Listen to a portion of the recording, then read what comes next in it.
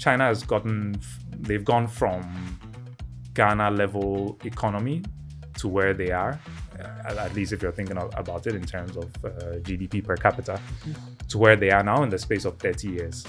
They're always innovating. There's always new technologies. They're so far ahead in so many different areas. If we could harness just 1% of this innovation, this energy for Ghana, for Africa, it would make such a huge difference. When you're out in the world, trying to rub shoulders with, the elites from, different countries, different backgrounds, you start to realize they're not that much better than us. Yeah. Necessity is the mother of invention. I think we're very comfortable in Ghana. It might be a controversial take, but I think in Ghana, if you're not hustling and striving to be better and do your best, you're not going to die. For example, telecoms. We're currently on LTE. Right? Yeah. Our LTE and 4G, to be honest, the standard is still 3G. Are you still optimistic about this continent? There are some things holding us back. I don't know if those things will change. Some things like what? Things like good governance. For the sake of customers, I'm speaking like a customer. What do you do with Zippy? What's Zippy about?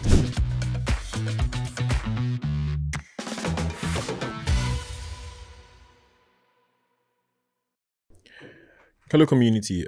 Thanks for tuning in again.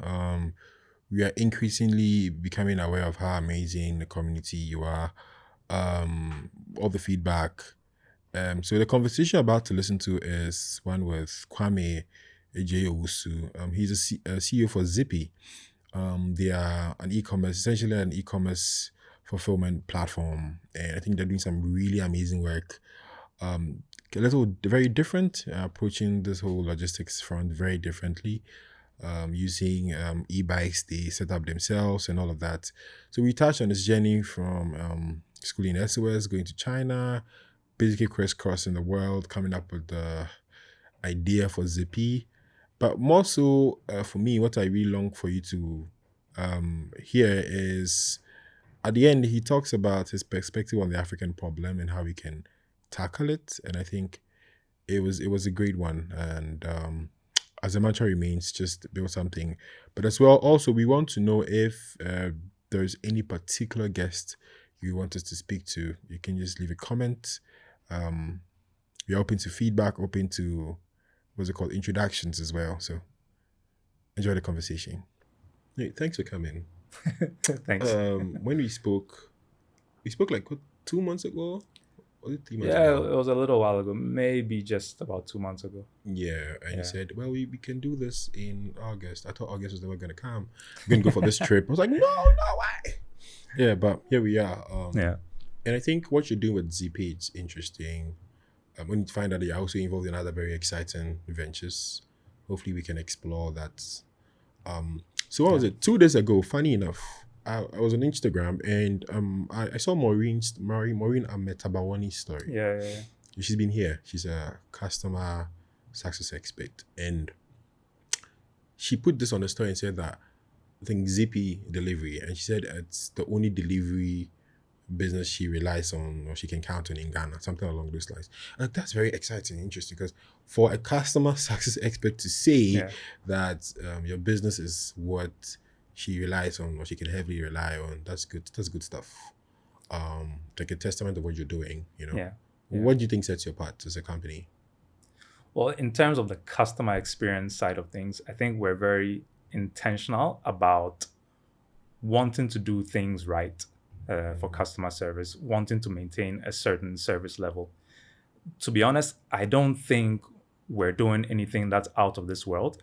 I think we're doing what is to be expected, or what you would expect as a customer. Okay. It's something that I find very interesting in Ghana, about how we will all complain about getting bad service somewhere, or someone not treating you right, or feeling a bit cheated. But somehow it doesn't translate into the services that we give. Give. Like, do we have a different set of people that receive services and a different set of people that give services? No, it's like we're all in it. Yeah. And it's like we have double standards for how we do things. And I'm very grounded on, I want to treat people, the way they treat me. Or, I want people to treat me. Do unto others what others do unto you. Exactly. So for me, it's non-negotiable. It's whenever we get a customer experience issue, I'm straight onto it, and I'm like appalled or even upset for the customer. I'm just thinking, if I was a customer, I would really be upset about this. Yeah. So how can it be that a business that represents me, right, that I'm a founder of, can do that? It's almost like, wait, you're messing up my whole. I don't even want to call it a brand, because it's who I am. Like, it's a core principle of, I need to treat others right because I expect the same.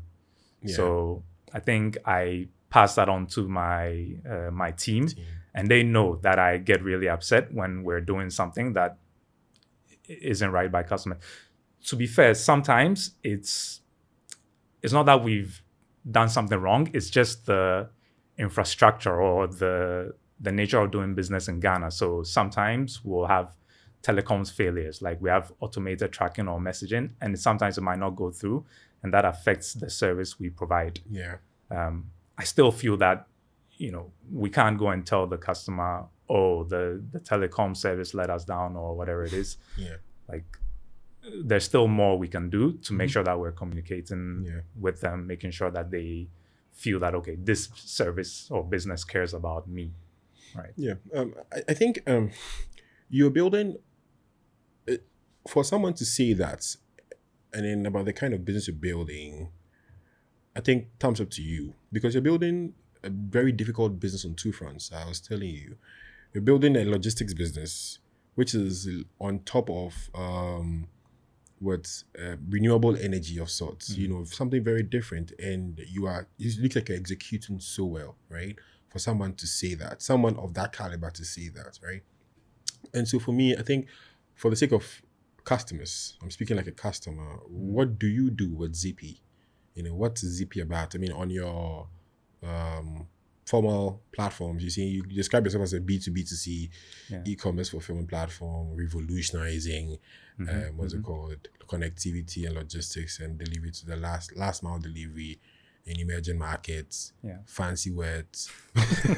What does that mean? What does that actually mean? I think what Zippy is trying to do is to solve problems that we found in the market,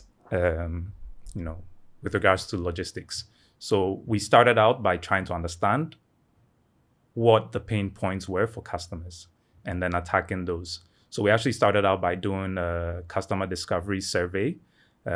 Just sent out a survey throughout my networks, my teams, our networks, family, friends, everybody, just to understand what's the current state of the logistics industry. What would you like improved? What are the parts that really pain you or cause you the most grief? As usual, affordability was top of mind for most of our customers, but not. I think affordability oversimplifies it. It's more about price certainty. So people will pay when they know what they're getting for it. It's not about they just want the cheapest. They want to be paying a fair price, and they want to know what they're going to pay for that thing in advance. So all we've done is not only made the service affordable, but also fixed our pricing so that customers, businesses know what they're getting into when they use our service. Okay. Reliability is another big one. Okay. So we want to be the business that keeps our promises. So if we say we're coming to pick it up at 10, that's what it means. If we say we're dropping it off at 3, that's what it means. And I mean, that I cannot underestimate how important that is.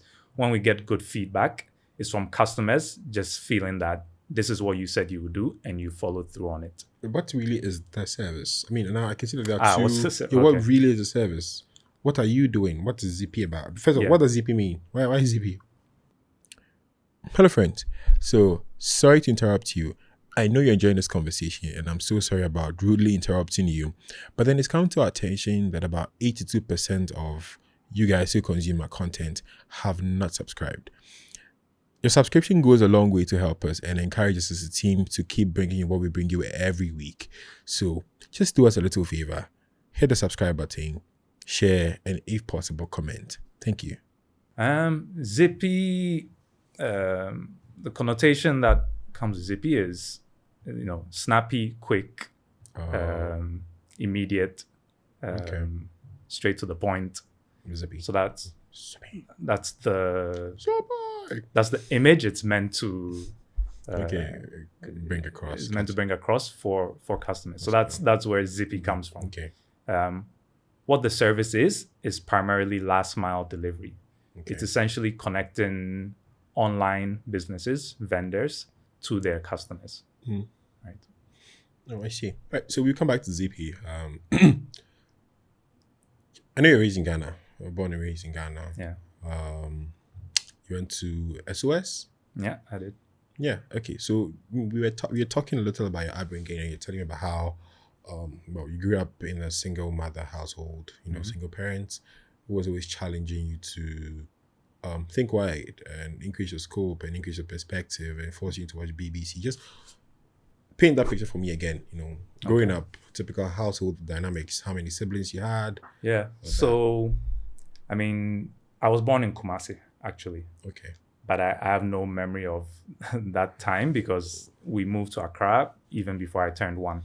So what I remember the most about my childhood is growing up in Mamprobi, first of all, and then moving to Parako Estates Dome after that, which is where I spent all of my time up till when I went off to university. Okay. I think both from my family and from my environment, I was always connected to different kinds of people from different socioeconomic backgrounds. And I kind of had that freedom. I wasn't always sort of protected or in a bubble. I was a Roma, a bit of a Kobolo growing up. So in Mamprobi, I was like out on the streets playing football, connecting with the kids from the neighborhood. And I think that has kind of stayed with me throughout my life, where I always find it was very easy for me to relate or connect to other people because I could always find. Sorry? How you play football with your riders? I do. Where'd you hear that? I got my ways. I do play football with my right. I'm a serious football player. Yeah. I always say to my mom that if not for her, I would have been like the next Mbappe or something. Well, yeah, I guess back to my generation. more Zidane or...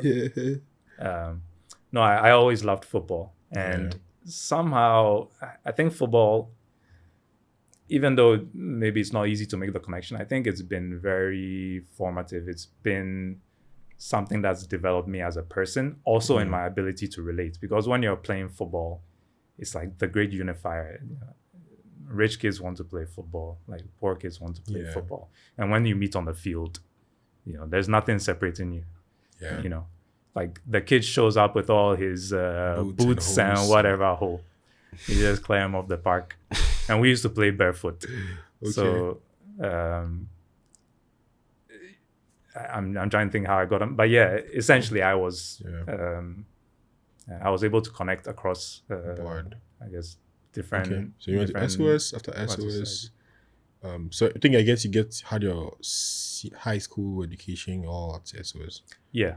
So I remember the conversation about SOS started pretty early in my household. It was kind of like education was also very important. So I think my grandfather was a teacher, and from what I know, my mom had been all over the country because he was posted at different secondary schools around the country and all the different boarding schools.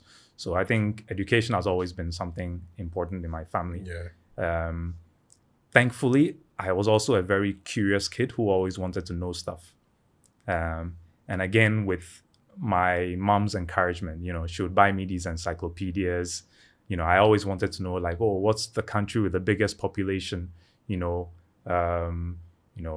Which man-made items can you see from space? Or, which country has the largest, just random facts that I was very happy to know, you know, and kind of show off to other people. Oh, guess what I know? Yeah. So I was always one of those such a nerd. kids. It made school not difficult, Yeah. right? Because I was always excited to know something new. And I used to really enjoy science because like either I already knew it and I could show off, or I'd be excited to know something new. And I mean, it's something that I've been thinking about a lot recently, or studying a lot recently, because I've just had a son. Wow. And I think, well, how do you raise them? How do you get them curious about stuff? And one of the things that I'm learning is that the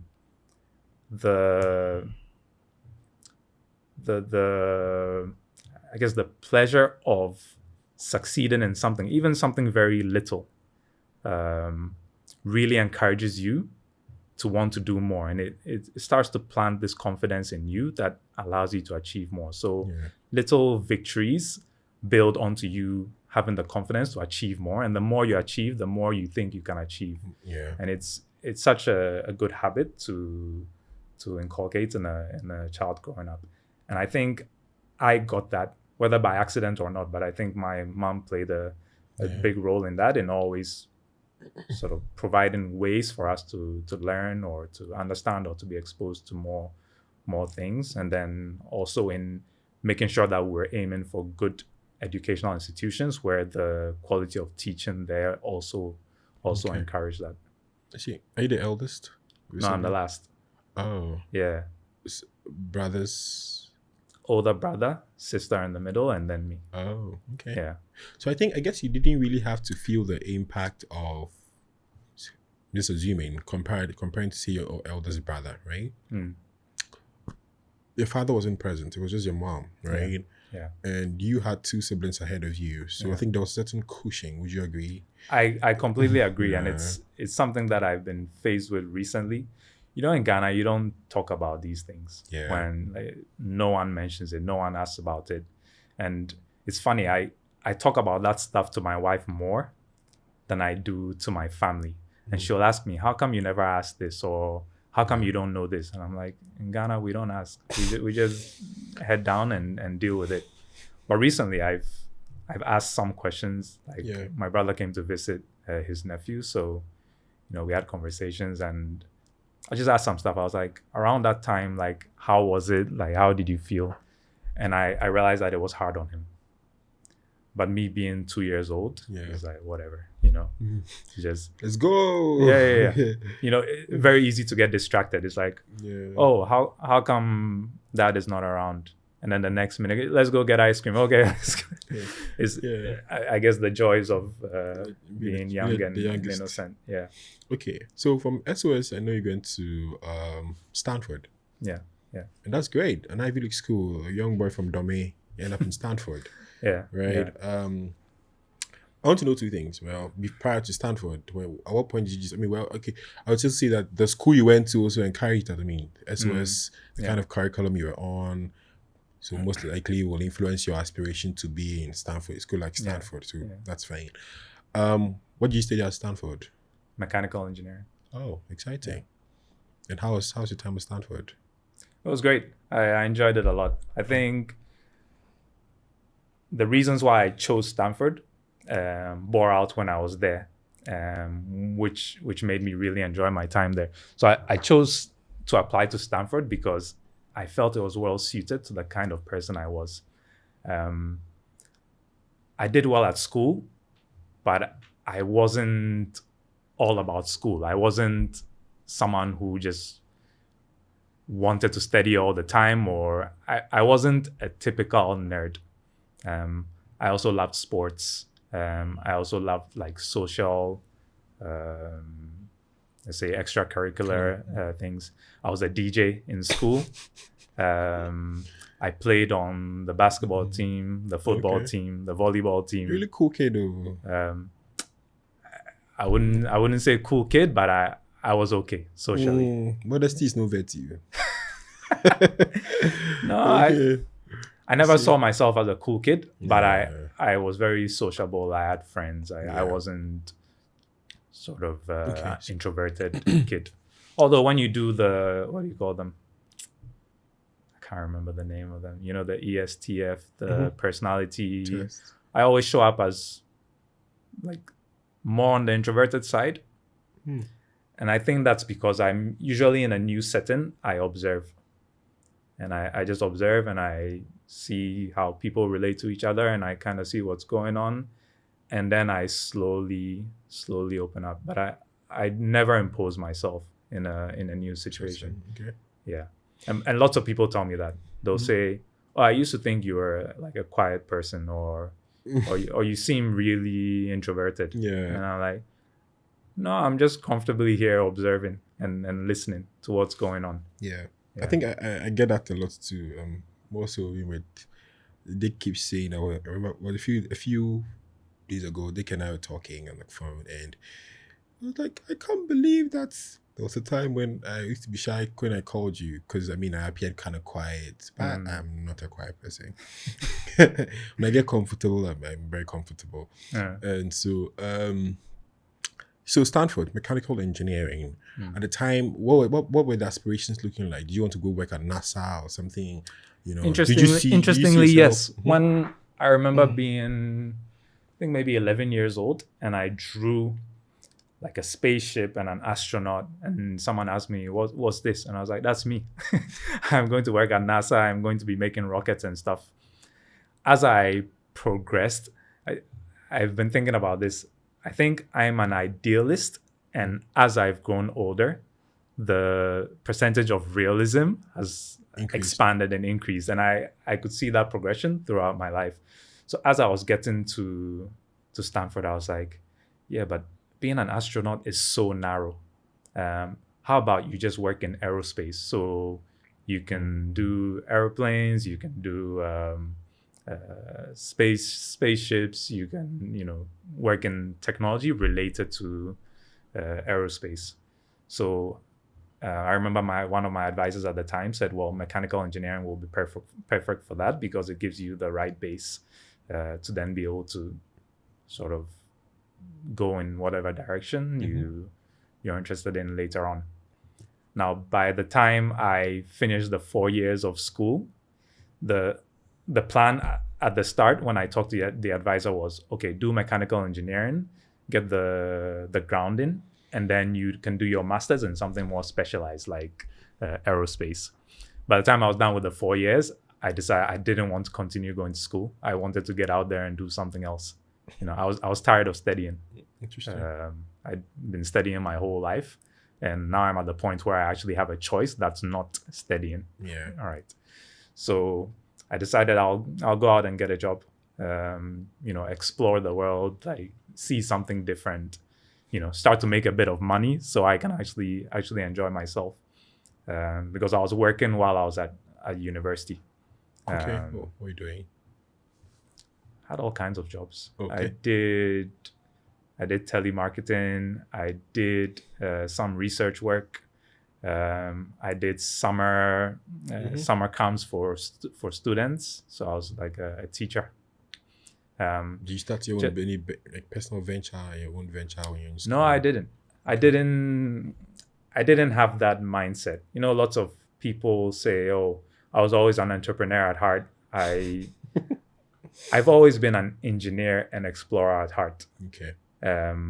Even the way I approach entrepreneurship is not about I want to run a business and it's gonna make money. It's more of there's a problem that I want to solve, and sort of side effect of that is that we'll make some money, and that's good as well because again the realism of a business needs to be able to stand on its own 2 feet. It needs to be sustainable. For it to be sustainable, the people working in there need to be earning enough so that they're not distracted by the need to do something else to make money. Yeah. All of that. So how did I even get? Yeah. So it wasn't anything about being an entrepreneur. Right. I just needed to make money to get by while I was in university and to cover costs. Okay. So when you decided to go and explore the world, what did you do?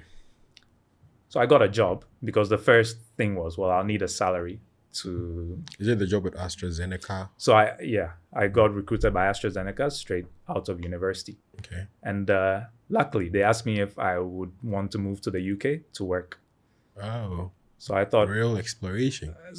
perfect. Not only are they going to pay me a salary, they're actually going to pay for some of that exploration. So Yeah. I get to be in a different environment, experience different things. What did they do? New work experience. AstraZeneca. What are they about? So AstraZeneca is a pharmaceutical business. It's actually, AstraZeneca is an interesting business. It's like top 10, I think recently maybe top 5 pharmaceutical businesses in the world. Okay. It's a global 100 company. Okay. Most people don't know about AstraZeneca because if you know about AstraZeneca, it's usually not a good thing. The therapy areas they're in are cardiovascular disease, oncology, cancer. Yeah. Diabetes is another big one, respiratory, but very serious stuff. Yeah. So you're hoping you're not coming into contact with AstraZeneca products. But yeah, so I was working with them as a mechanical engineer. I was more involved in process, so manufacturing. Okay. So I got to experience that. And actually the exploration continued with AstraZeneca because in my AstraZeneca career, I worked in 4 continents. So they kept moving me around. From the UK, where did you go? From the UK, I went to Puerto Rico. Oh. And from Puerto Rico... Estoro Buente. I'm so silly. Go. Okay. So when I say Puerto Rico, that's the first thing that came to mind. Right. Puerto Rico is the home of Daddy Yankee, Pitbull. Yeah. I mean, reggaeton has a lot of roots in Puerto Rico, actually. We digress, but now reggaeton is more Colombian, but the roots are very much in Puerto Rico. Yeah. And then Puerto Rico, where did you go?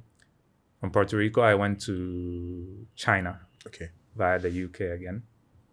I did some projects in India while I was in China because I was with the global engineering group. So we did projects all over. I did a project in Algeria. Yeah. So the exploration. Yeah, continue. So at what point in all this, like, having fun working with like a top 5 or top 10 or top 100 global company, I'm sure you're making good money being paid as a mechanical engineer from Stanford. At what point did you decide to venture out and do your own thing? Because I know it's not just Zippy you built YenAra, there's Leapfrog technologies. So at what point did you decide that, well, guys, I'm going to explore something else outside all of this? So I kind of want to talk a bit about what motivates me to get to that. I think listening to a lot of entrepreneurs, I've listened to some on your podcast as well. One of the things that motivates them is maybe some hardship that they had before, and that sort of focuses the mind on, okay, I need to be successful at business. I need to, amass wealth, or I need to get to the position where I don't have to worry about that anymore. Again, even though I wasn't from a rich background, I think I didn't have to worry about certain basic. Of course, there were things that I would have liked as a kid, but when I think back to it, they weren't necessities. It was just nice things to have, like you want games or whatever, and I couldn't have it. But certainly, it was never a point of being hungry or not being able to go to school. It wasn't to that level. So it's never been my goal to make a lot of money. As I was saying, it's like a side effect of the things you do. And I feel like if you're doing the right things and solving problems, that comes with it. So anyway, long-winded answer, but as I was in AstraZeneca, doing well, working on projects all over the world, earning a very comfortable salary, I was in China, based in China towards the end of that AstraZeneca career. Being in China is such an eye-opener. I feel that everyone talks about the rise of China and how they've achieved so much. but you really won't appreciate it till you're there and you're seeing the pace of their change. China they've gone from Ghana level economy to where they are, at least if you're thinking about it in terms of GDP per capita, to where they are now in the space of 30 years, 40 years. 75, 74. So, yeah. Yeah. Well, the opening up of the economy, 79. Yeah, So from the 80s, they started the boom. So, yeah, going on 40 plus years now. And that's become part of their DNA. They're not happy with where they are. China wants to dominate the world. And why wouldn't they want to? Like, that's any country that has that within reach goes for it, right? Yeah. So they're always innovating. There's always new technologies. They're so far ahead in so many different areas.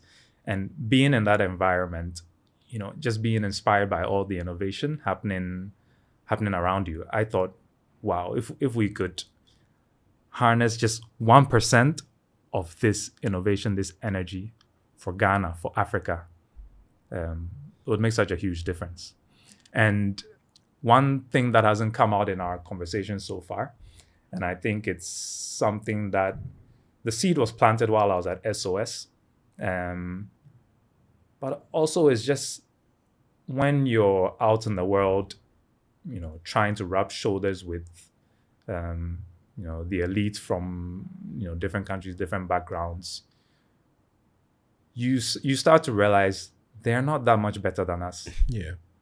Not to say it in a bad way. I have very good friends from those backgrounds, but it's just the opportunity. It's the opportunity, it's the exposure, it's the freedom to not have your only focus be, I need to eat or make money. Like, when you get to a certain level of comfort, you're kind of free to explore and you have a safety net. So you're taking more risk. And in taking more risk, you can achieve more. Yeah. Right.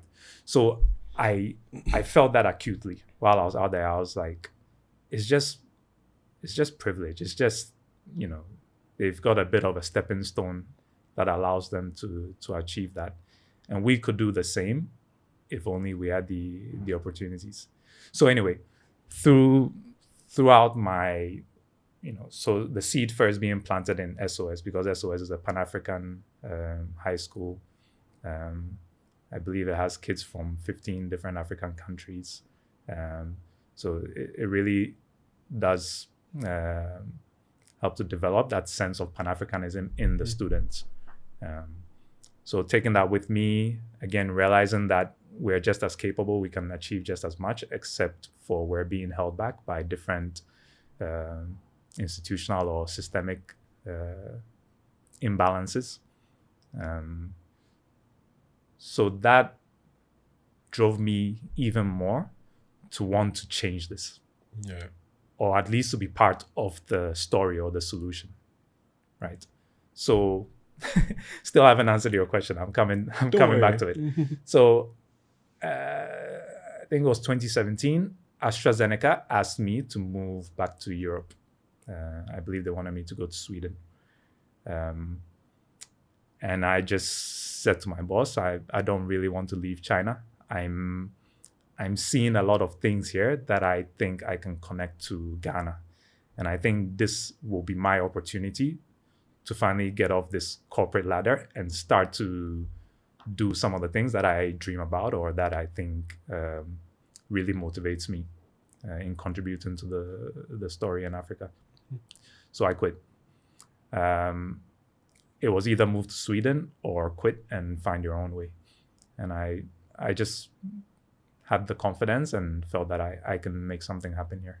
Wow. So what did you build? What did you do right after quitting? Which of the companies? So I started with YenAra. YenAra, okay. Yeah. And the idea with YenAra was to connect businesses in Africa, in Ghana, to the latest in technologies, industrial processes, manufacturing that I was seeing in China. I thought, I'm an engineer. I understand how the Chinese market works. I speak Chinese. I can bridge that gap. I love how some of these things bring ideas to your mind, and it just comes out. It's Dick's fault. So I set up YenAra, and I mean the name again points to what the motivation was. YenAra from YenAra Assassinate. Yeah, exactly. So and I started doing that, and I'll be honest, it wasn't easy starting out, but I told myself going in that nothing happens overnight. I was fully prepared to not make any money for 2 years when I started that business. And sure enough, I barely made any money for 2 years when I started that business. So I was surviving on savings during that time. Until slowly I started to, get a few breaks. I started to produce products. When you're at it for that long, some of the relationships that you're building, they start to bear fruit. You start to get projects. And then on the success of those projects, other like an engineering consultant of sorts. Yeah, you could say an engineering consultant focused on design, development, manufacturing. For Ghanaian businesses. Ghanaian, and to be honest, we've done business with companies out of the UK, out of Spain, out of the US, South America. We're just an engineering product development specialist in China, I guess, if you could sum it up. That's interesting. But why did you not decide to set base in Ghana? I mean, if you're going to do for Ghanaian businesses, I mean, the idea or the ideal in this regard was that, I want to contribute what I have learned in China, this heart of innovation, this blaze of innovation, and just try and seep out at least like some 1% of it into my YenAra Assassinate people. But then you still set shop in China. You stayed in China. What was the reason? Well, I knew the value I was adding was in being in China, being connected to the manufacturers there, the engineers there, working with them to develop the product, being fully in charge of the quality control process there, making sure that the products that were arriving in Ghana were exactly as we expect, exactly as we wanted it. That's the value I was bringing. That's something I couldn't achieve being in Ghana. And I mean, my Ghanaian partners or businesses, they knew how they were going to use the product in the market. My expertise was making sure that the product was right on arrival. All right. And from there, there's Leapfrog. So Leapfrog is connected to the same idea. But with Leapfrog, it's about the latest innovations or the latest in technology. Not necessarily for a manufacturing base. It's essentially getting Ghana to not follow the same, I guess, growth path as other developed countries that there are. That we could find a way to leapfrog to the latest in technology without having to go through the same mistakes or being sold yesterday's technology because that's what we can afford, and we'll get the other technology later. So, for example, telecoms, we're currently on LTE, right? Our LTE and 4G, to be honest, the standard is still 3G. I'm not sure how they've qualified it to be LTE or 4G, but I guarantee you when I was using 4G in China, the experience was not like this, right? And even sometimes if you go maybe out of the major cities, you're, a bit further out in the hinterland or the,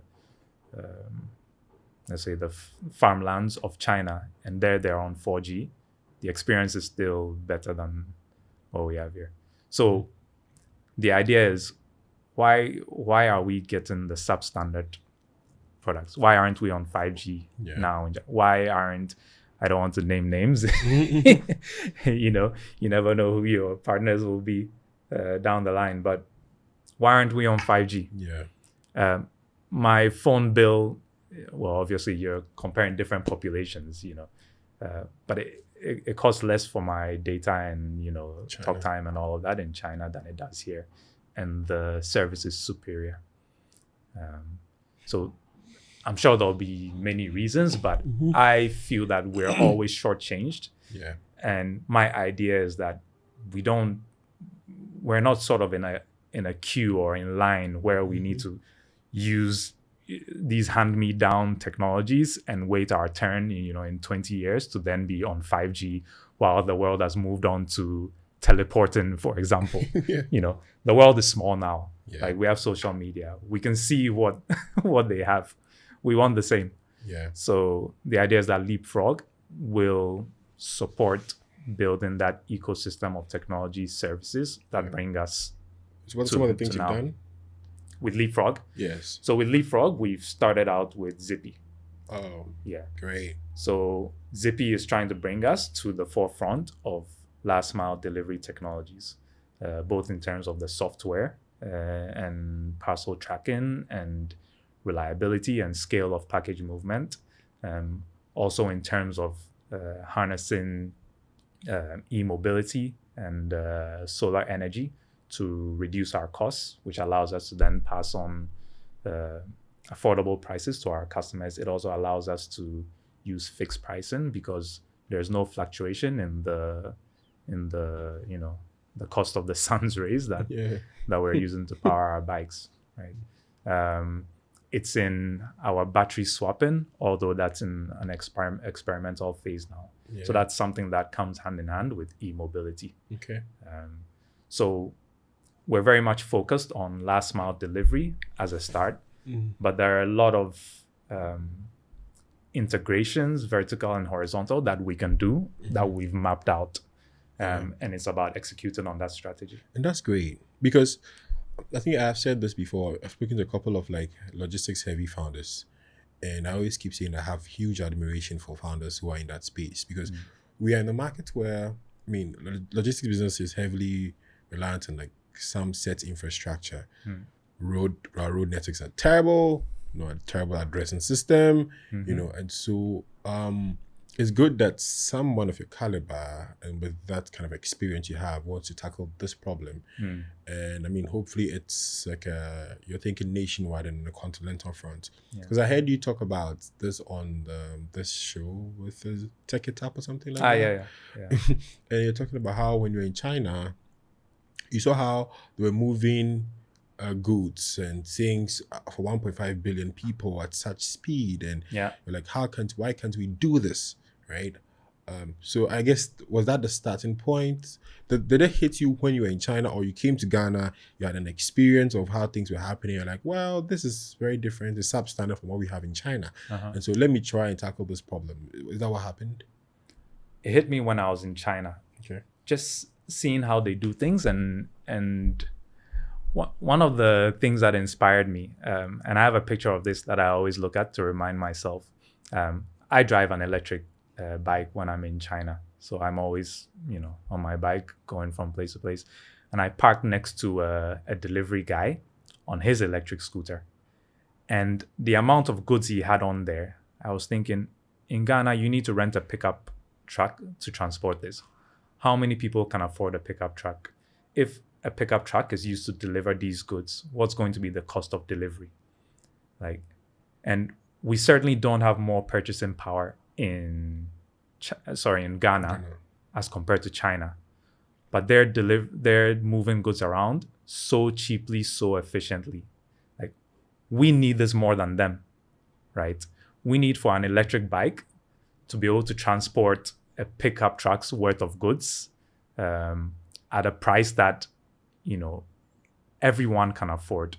Your little kiosk around the corner that needs supplies of provisions, your little shop that's selling clothes, hand tailored clothes, your little shop that's selling hair accessories, salons, they're operating on a scale where they can't have their deliveries done by pickup trucks. They need it to be more affordable. It needs to be democratized so that it's not only a certain layer of society that can afford these kinds of services. So translating that, because I think we have a conversation prior, and I was telling about how there's something about people copying and pasting businesses in other cultures, in other markets, into the African market, and then without giving huge consideration to the context we have here, right? And so the business don't tend to do well. In as much as like we are laced with like a throng of problems, and like there seems to be like excellent and brilliant solutions out there. They don't exactly work here because there's a huge context, the people, the nature of things here. So now my question to you is that you've seen this brilliant innovation happening in China in regards to like logistics and movement. How are you contextualizing it in the Ghanaian market? Right. What's the context? What are you doing differently here? So. Well, we've had to invest. I would say the main part that we had to adapt was the bikes that we're using in Ghana. Okay. Our roads are notoriously, right? Everyone who owns a vehicle in Ghana knows that the roads are your worst enemy. Like they cause you all kinds of maintenance issues, they cause you all kinds of headache.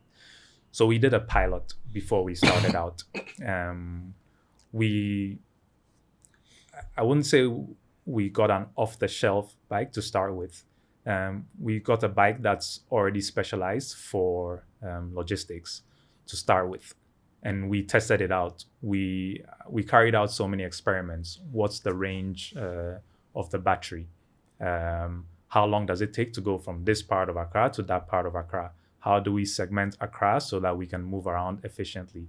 What are the routes that are easier for bikes to traverse, and how do we avoid the more difficult routes? What kind of maintenance issues do we run into while using the roads? So we did all this piloting, and the bike we have today, apart from the chassis of the bike, is all different based on the experiences that we had from there. So we ended up, with my experience as an engineer in developing products, we ended up redesigning the bike for Ghana.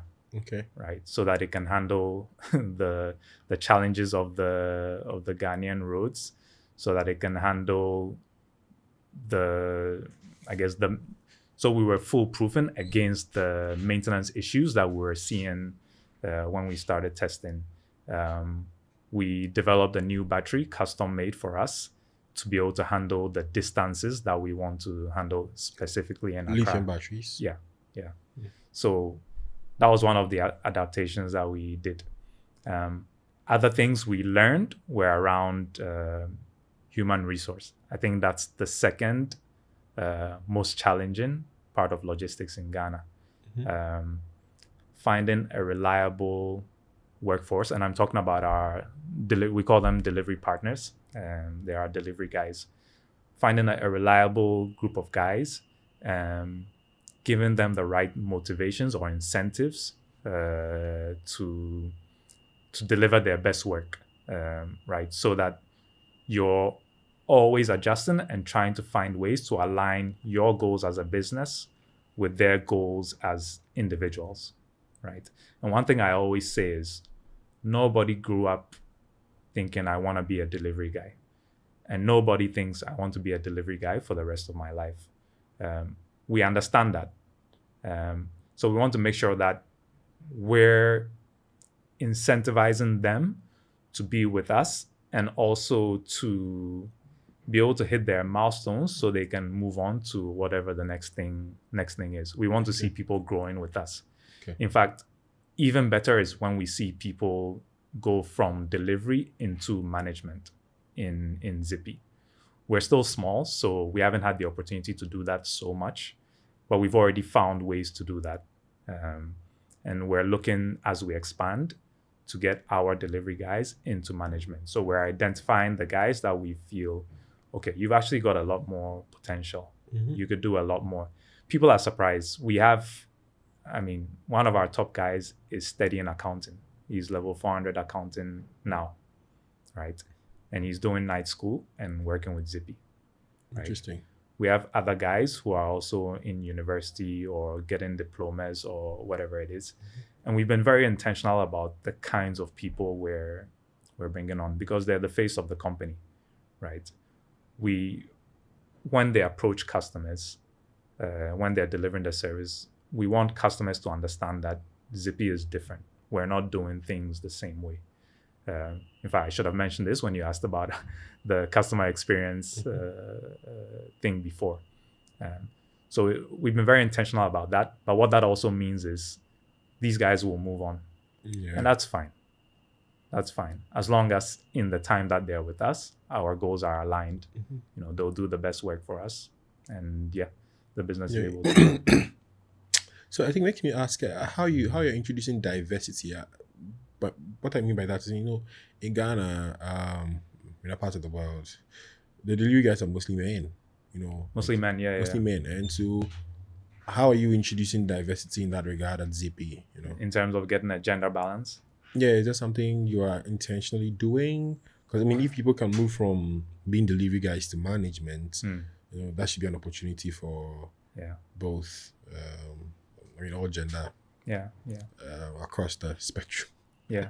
Yes. So I'll be honest to say that it's been very difficult. We've been quite intentional about trying to recruit both women and men. Yeah. So far, we've only managed to recruit one lady who worked with us. And she was very good. And we tried to use that as a demonstration to other ladies saying, hey, you can do this too. And with our model, we're not flying around at 100 kilometers per hour. It's not, we always say to our guys, it's not a sprint, it's a marathon. Like, we want to be reliable. We don't want to be the fastest delivery business in Ghana. We want to deliver on our promises. When we say we're going to deliver in this time, we will.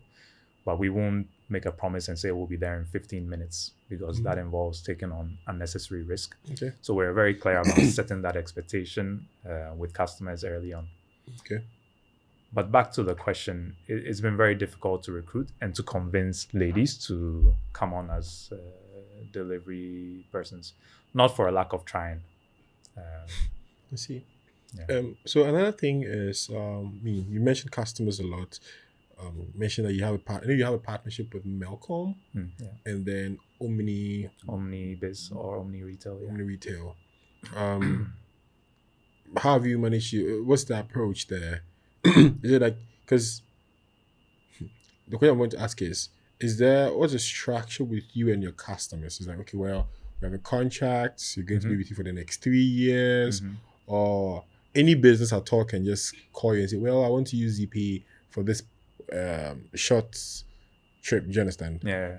Is it more long-term partnership with your customers, or anybody at all can use ZP? Like a regular customer. Okay, I want to move this from here to here, just this one time. Is it possible? Yeah. So we cover the whole spectrum of businesses and individuals. Okay. So from an individual with their side hustle, sitting in their office but needing to get something delivered because they've got a side business, to small to medium-sized shops who maybe don't even have an online presence, but they might have somebody call them wanting to purchase their goods, to the e-commerce businesses. So we've got software, we've got a mobile app, and we've got a web app. Mobile app is facing smaller companies or businesses. It's an on-demand service. You can pick up your phone, place an order. You want something picked up at point A and delivered to point B, and Zippy will handle it. For merchants, the likes of Melcom, Omni Retail that you've talked about, we have contracts. We have a merchant app where they can get more insights into what's going on with their deliveries, because they're doing bulk deliveries. So they'll have a dashboard showing all the details of all the deliveries, what the status is, what's going on with them, any comments, any issues, just a much closer touch with them due to the volume of things that are moving back and forth. So we have different solutions to face the different sizes of customers. Yeah. Okay, but I attend to everybody, is what you're saying. Yeah. I see.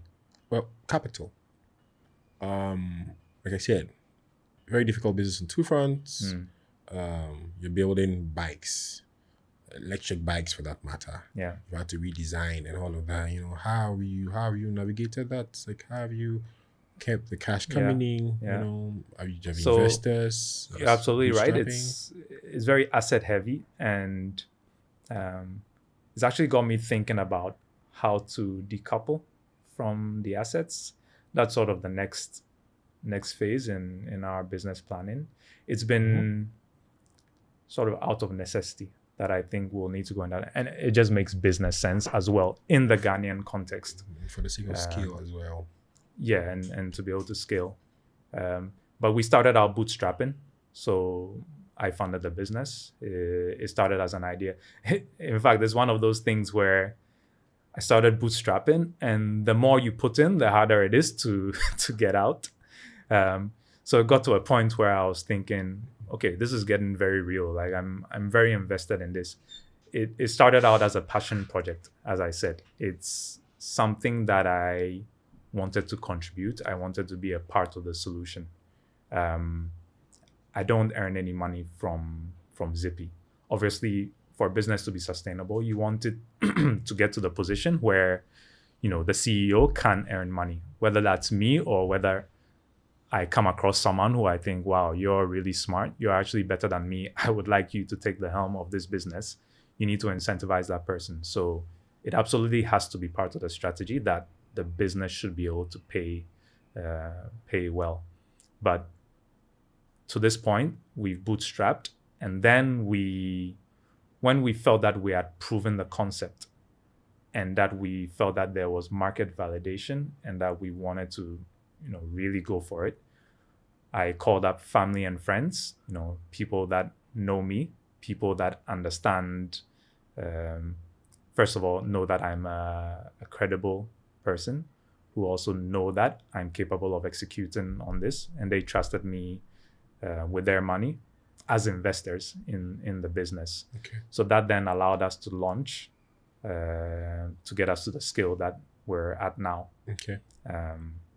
However, as you said, it's an asset heavy business, and we need to continue to invest to expand. So that's the phase that we're in now. We're fundraising. We're looking at our next seed round. Okay. I saw that you have a fund, so We'll be glad to have a conversation. if that's a conversation Yes. we could have, for sure. Okay. But yeah, we're looking at investors that are aligned in terms of their goals and their mindset. At the core of it, we're a social impact business. Yeah. A sustainable social impact business. And I say sustainable in the sense of the word that it needs to be sustainable. We're not looking for charity. Yeah. We need to make sure that investors can get a return on their investment. So we need to find investors that are getting value not only from the return, but also from the impact that we're having. And the impact is on creating jobs for our employees. Logistics is a huge employer because it's just the nature of it. You need a lot of people to move a lot of things around. As you scale, you need to scale the workforce. But then also the impact on businesses, right? I always use the example of someone sitting in Kaswa wanting to sell, let's say, higher end products, which the market for that is sitting in Cantonments, East Legon, Laboni. Do they then need to set up a shop in Cantonments, East Legon, Laboni? That's going to cost them an arm and a leg. But they can just have an online storefront. They can sit in Kaswa in a place where they can afford. And Zippy will take care of the rest. Zippy will get the product to the customer. Yeah. Right. Interesting. Talking about that, are you just based in Accra? Are you just in the Greater Accra region, or you have presence in other regions? We're currently just serving Greater Accra. Okay. With plans to expand nationwide. And of course, the vision is to be the go-to last mile logistics provider in all of Africa. So that's where we hope to end up. Interesting. So you mentioned you have a son, right? Yeah. You're married. For how long now? So married for 4 years. I better get that right in case my wife. Married for 4 years. Okay. Our son is just past 1 year now, 14 months. Yeah. You just earlier on you're talking about how having grown up, you are wrestling with the upbringing you had and asking questions and hopefully finding answers and what you're going to do differently with your son, to feed into his curiosity, to bolster his confidence for him to keep exploring the world. How's that going? So I'll get back to what you said, do things differently. If I'm honest, I think that I had a pretty good upbringing, all considered. Okay. In terms of education, in terms of access to information, in terms of having my curiosity satisfied, I think my mom did an awesome job. Like, she's a force of nature. I guess to some extent also I was luck. Well, I don't know how much of that was luck, but I just felt I was always curious and always wanted to learn. So I'm trying to look at that template of how I grew up and trying to replicate it with my son. Okay. Because I think the two most important ingredients are curiosity, and wanting to learn. And then two, having the confidence to know that you can figure stuff out. Just someone behind you saying, oh, like, you did a great job. Yeah. You can do it even better next time. You can do whatever you set your mind to. So if you're curious about this, go for it. But of course, to some extent, that requires resources. Yeah. Let's say he becomes curious about music. So, okay, now you need to send him to music class. Say he becomes curious about robotics. Okay, now you need to send him to a robotics class. Yeah. Like, I think parenting these days has become quite expensive. And there's a lot of pressure around it as well. Yeah. Because now you have all these resources available. And as a parent, you feel the pressure to provide for your kids. Like, growing up, my learning was the TV and books. And that was enough, right? But I think these days, to compete or to stay ahead, you need to do more. Do you need to do more? Maybe it's just pressure that as a society we put on each other. Yeah. Like, kids could probably still turn out okay if you just, expose them to the stuff without having to have all the expensive classes. But that's, yeah. So, I mean, to your question, I'm figuring it out, how to raise my son. One thing I really want him to do, though, is to play football. Project Mbappe. Exactly. Well, not exactly. I think football has been really good to me. So I want to give him that. Yeah. Now, if he wants to take it down a more serious path, or he just wants to do it for fun like I did, that'll be completely up to him. But I certainly want to give him the exposure so that he has the choice. Yeah. And it's going to be something that we'll bond over. I think that'll be very important for the relationship we develop. Yeah. And also the way I talked earlier about football exposing me to friends from different socioeconomic backgrounds.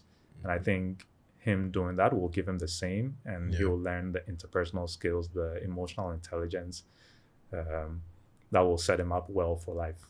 Yeah. Yeah. How's your relationship with your mom now? It's very good. Good. Okay. How would I describe it?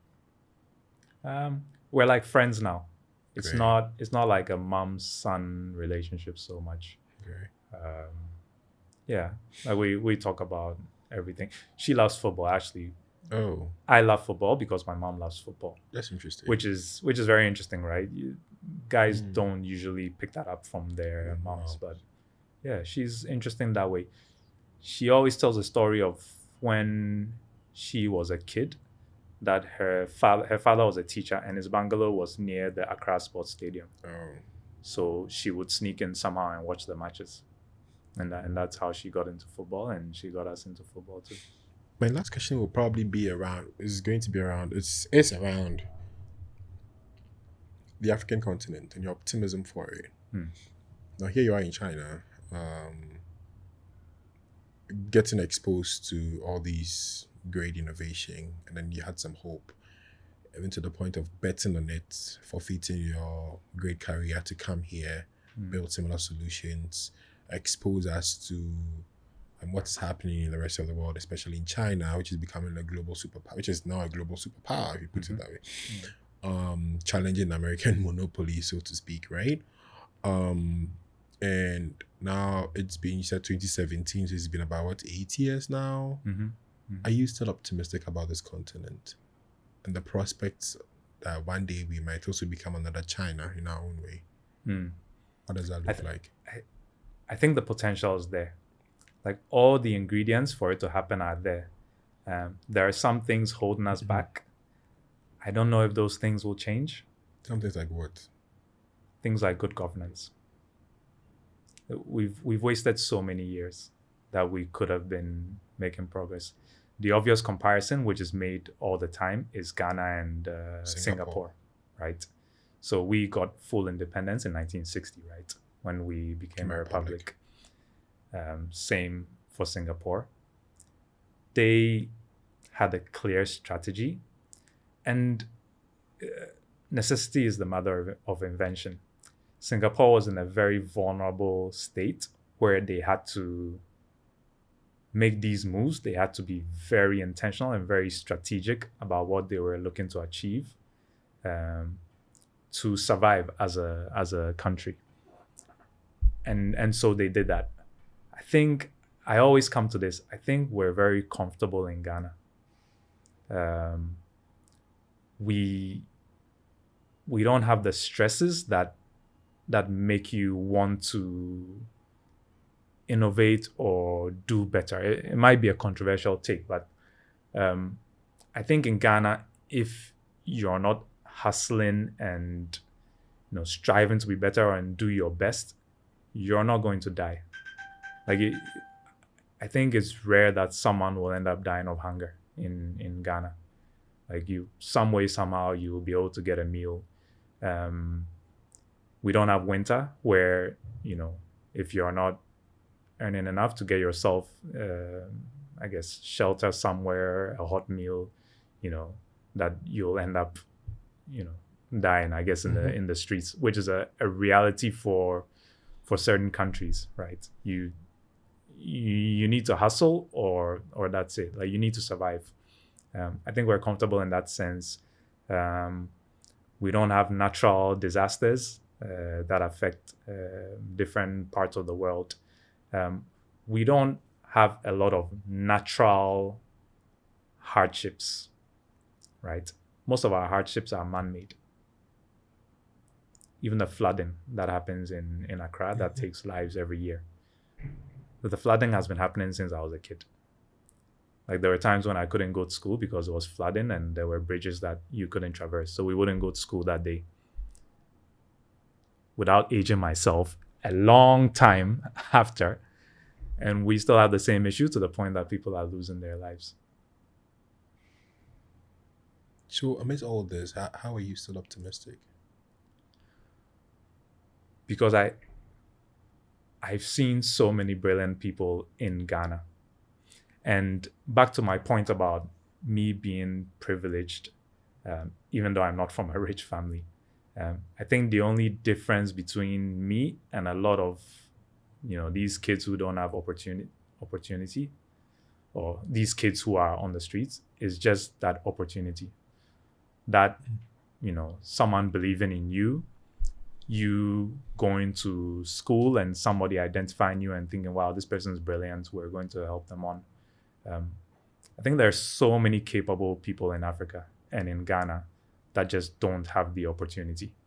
And if we get ourselves organized, where people are getting the right foundations and opportunity, we get to the point where everybody's contributing towards this goal of making our collective lives better.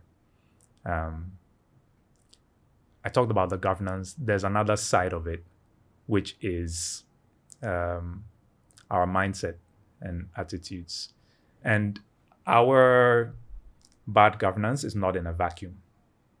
Like, it's been 60 years now of, consistently below average governance. Like, generations have come and gone, and we're still there because the pipeline that's feeding the leadership is perpetuating the same stuff. So a lot of us will sit, not participate in government, sit back and be like, oh, these guys are this or that. But the when people get put in that same position, things somehow don't change. Like, we all start out with principles and, like, this is how you would make it better and so on, but somehow things don't change. I really think at some point a major mindset shift is needed for us to, to come out of this cycle. How? I have some ideas, but they're a long shot. I think it needs to be approached as a business. Unfortunately, it's a business where you won't get any returns on it. It's just something that you need to want to do as an experiment, just to see, okay, will this actually work? But we need to start indoctrinating Ghanaians from a very early stage, even a later stage. And it can be done. It's been done in other countries. I forget the example that I'm trying to. I think it was in Peru, where at one point the guy who eventually became president, even before he became president, as a private citizen, started a PR campaign trying to change the way people think in his country. And it worked. It worked for him. It will take a while, as in Peru, it took a while, but I think we really need to start to hold a mirror to ourselves in Ghana. Like, even me sitting here, I'm like, okay, I'm trying to do good. I'm on this path to make things better. But there are some things I do that encourage or perpetuate this kind of behavior, because facts are, if you're going to run a business in Ghana, like, you will need to do certain things, else you will never make it. Yeah. So I guess my realistic side has taken the approach of, okay, we kind of need to do these things to get to the position where we can have an impact that's outsized compared to the harm that we're doing in some of these things. It's one of those calculations that you have to make. But really, I think every single one of us needs to hold a mirror to ourselves and think, okay, you criticize this, but are you doing it in your own little way? Like, exactly same behavior, but maybe less impact in your own little way here. So that when you then get to that position where those habits, when you do it again, the impact is going to be, huge on the nation. Like, what's to say that you won't do the same? Like, yeah. It's not something that you just flip a switch that, I'll be a little, I guess, underhand in this situation, or, like, little lies, white lies. But then by the time you get there, you've got that habit of doing those things. And at that stage, the impact is on the whole population, and it's hurting a lot of people. But that's a whole different conversation. Yeah. Like, that's one of the things I think about and I get excited about. I'm like, okay, if things work out, if I can become successful enough and I can invest into this experiment, like that would be exciting to see where that ends up. Yeah. Thank you very much. Thank you. It's been an interesting conversation. It really has been, and I'm rooting for you with what you're doing with Zippy. Thank you. And thank you for believing in this continent, and thinking that we have the potential to be like what is happening in the rest of the world. All the best. Thank you. Like, thanks for coming. All right, so community, that was a conversation with Kwame. The mantra remains: just build something. You do it.